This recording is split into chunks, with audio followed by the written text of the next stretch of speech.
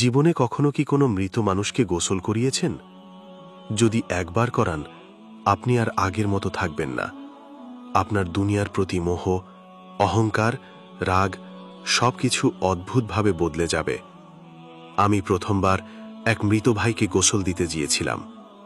যখন কাপড় সরিয়ে তার নিথর শরীরটা দেখলাম, ঠান্ডা, একদম নিস্তব্ধ। মনে হচ্ছিল সে শুধু ঘুমিয়ে আছে, কিন্তু না, সে আর ফিরবে না। তার মুখে আর কোনো হাসি নেই, চোখ দুটি বন্ধ, একটুও নড়ে না। যার সাথে হয়তো কিছুদিন আগেও কথা বলেছি, হাঁটতে দেখেছি, আজ সে কবরের সফরের জন্য প্রস্তুত।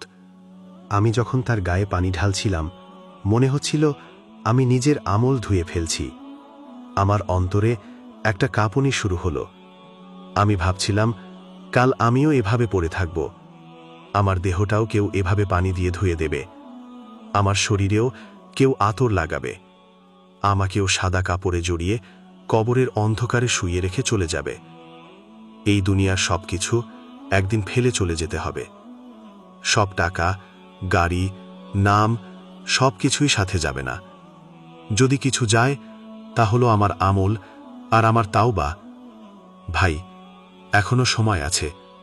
নিজেকে বদলে ফেলুন, নয়তো মৃত্যুর আগেই আপনি নিজের মৃত্যু দেখে ফেলবেন, অন্য কারো দাফনে দাঁড়িয়ে।